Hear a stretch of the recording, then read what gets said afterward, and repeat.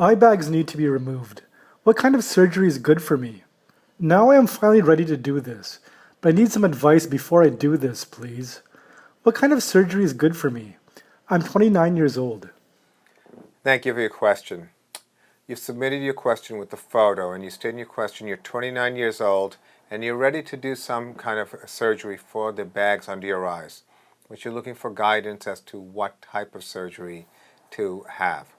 Well, I can certainly share with you my opinion about this type of question, which we deal with every day in our practice.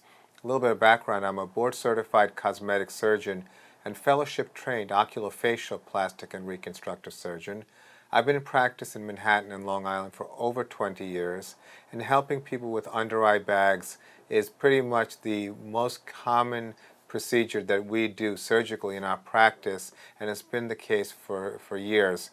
This is a very, very common problem that transcends age, race, ethnicity. It really is remarkable. In fact, in the same family, I've done the same type of surgery in 3 generations.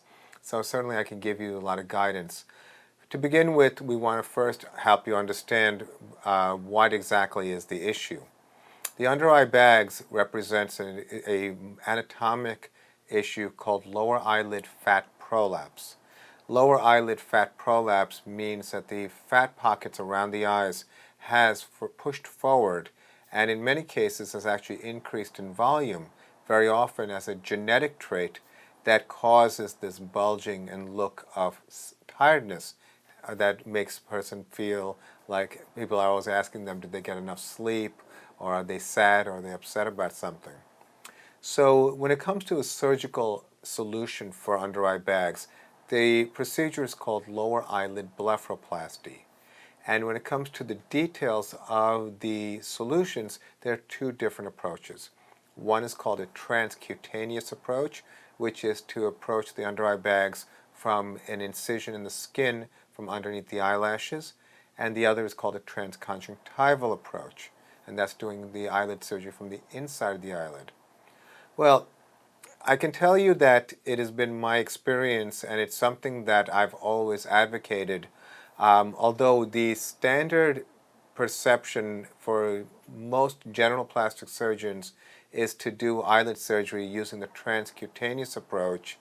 I realized many years ago, at the early years of my career, that when we're dealing with a wide variety of ethnic skin types, it's actually better to avoid an external incision because of the potential issues related not just with the incision, but with the shape of the eye that occurs after this type of procedure.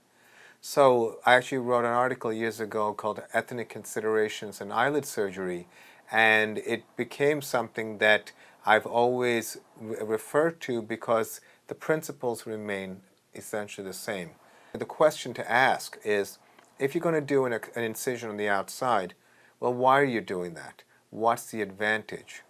So when you ask that question, the reality is there is no advantage. Some doctors will say, well, I'm going to remove a little bit of skin. But I can promise you, certainly at 29, you don't have excess skin. So to simplify things, I'm going to just tell you what I would do. My approach would be is a transconjunctival lower eyelid blepharoplasty. Transconjunctival blepharoplasty is, as I said, performed inside the eyelid. We go into the fat pockets and basically are able to shape, remove, reposition as is appropriate for the individual patient. That is a very definitive approach. The shape of the eye remains stable. The recovery can be almost minimal, essentially with most people going back to work in a week. And we sometimes combine transconjunctival blepharoplasty with a procedure of using platelet-rich plasma.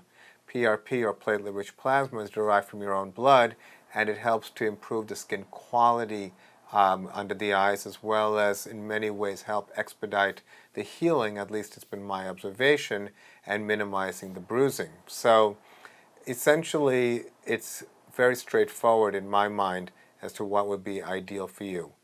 So learn about transconjunctival blepharoplasty. Look at before and after pictures of your prospective doctor to get a sense of their level of experience and ease in which they do this procedure. Again, a lot of general plastic surgeons prefer the incisional approach and the outside, coming from, I think, a tradition of treating mostly older Caucasian women. But it's important to understand that that's very different from a young Asian male. So I think that it's very important to factor that in, and I think there's growing awareness, and I do my best in my part to help people understand that difference. So I hope that was helpful. I wish you the best of luck, and thank you for your question.